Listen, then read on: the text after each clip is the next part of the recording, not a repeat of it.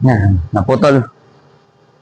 Nasubukan ko na rin i-career tong pagbablog tungkol sa stroke.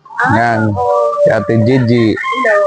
Pag umaga, paras kaming nagbibilad sa araw. Yes, tama yan.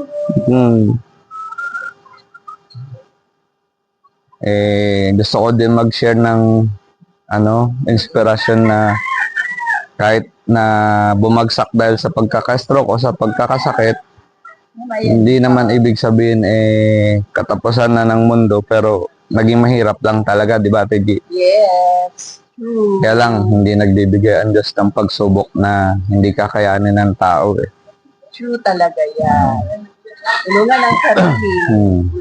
Tulungan ng sarili, dagdag ng panalangin at pagdaing sa Diyos. Amen.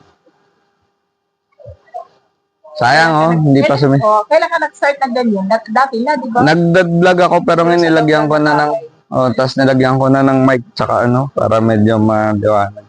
Kasi may mga follower na rin naman ako sa TikTok. Marami-rami na. Tapos karamihan nga din na stroke.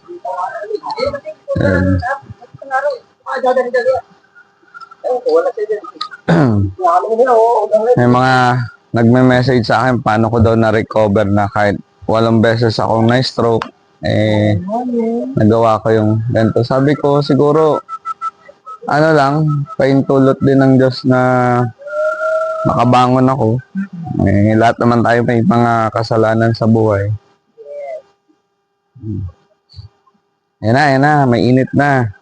Lumilitaw na sa araw.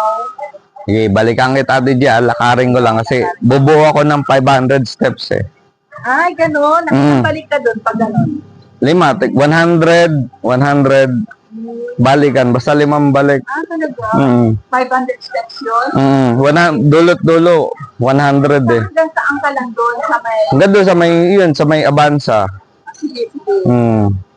Ilan na ikaw? 500 po pala. Para yung sa paa din, nagsisirculate yung dugo.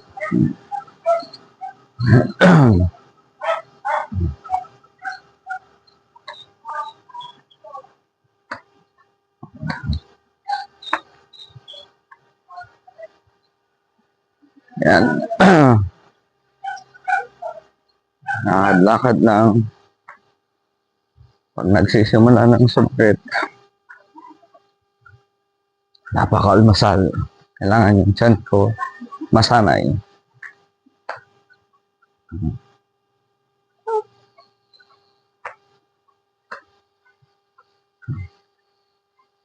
Yan.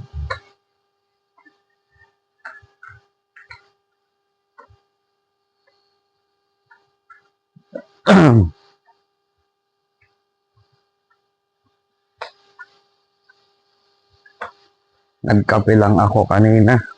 Herbal coffee ang ininom ko. Yan. Dito sa may bansa. Yan.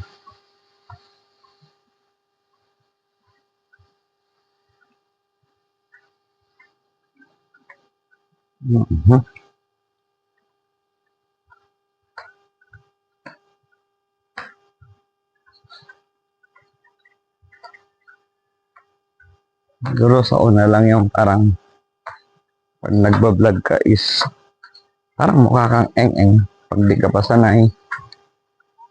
Pasasaan ba? Makakasanayan ko rin mag-vlog. Naglalakad habang nagbablog.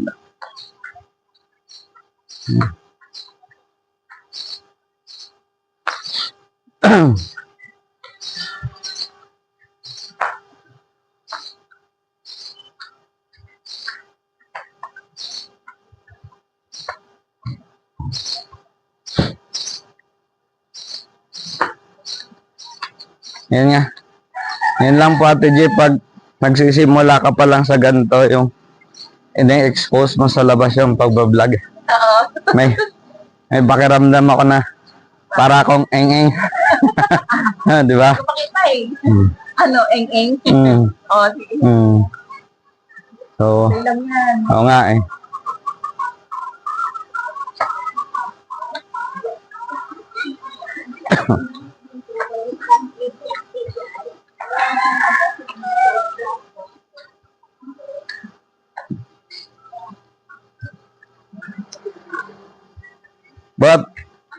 Trip mo din ba yung ganito pag naglalakad na ganyan? Hirap.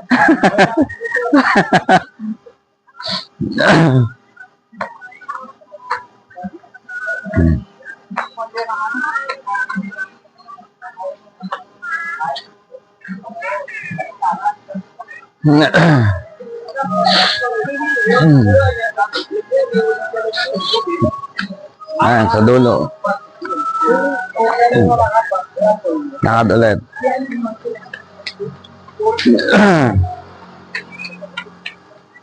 Lakad-lakad. Ito yung stroke arm ko. Yan. 6 minutes. Ilang minutes? Wala, 6 minutes.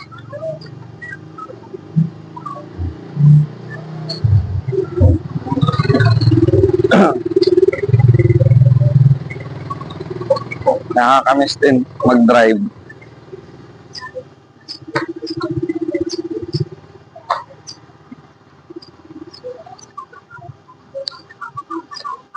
Kahapon, tanghaling tapat, nandun ako sa Commonwealth, sobra init. Ay, bakit nandun ka? Mayroong ka. Umattend ako sa church. Ah, 7:30 to 11:30. uy, matagal din ha. Kasi magalas. Kaya nung nag-book ako ng Grab, 11:45, tapos paglabas ko, 15 minutes yung niya arrival time Ayun. Pero hindi naman lagi siguro. Lagi ka ba niyan ganyan? Hindi naman. Konti pa.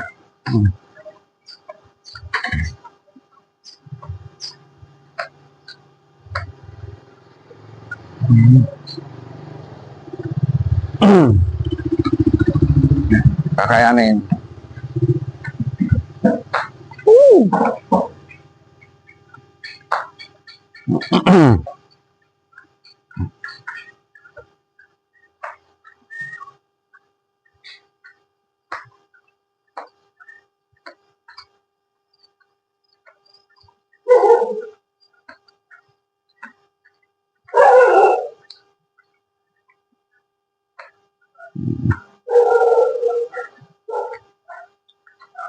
Nagre-react na yung aking kaliwang braso.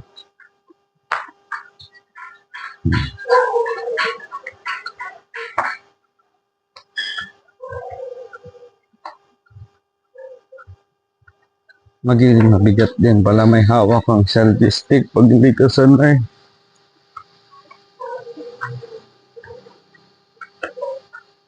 Yan. Siguro kakain na muna ako. At pinsan ko nag-aalboroto na.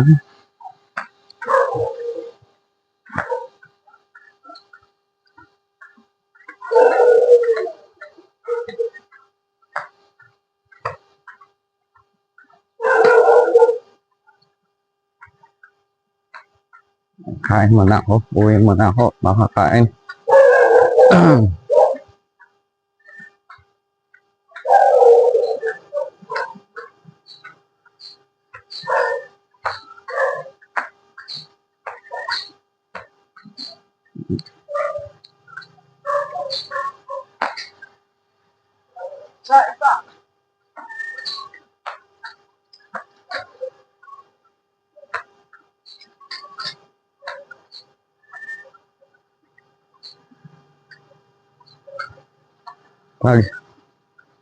Mag-almusal lang po muna ako, Ate G.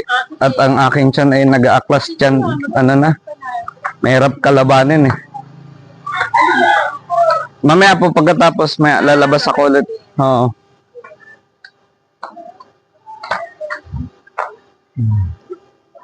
Putulin ko muna guys ha. May ulit.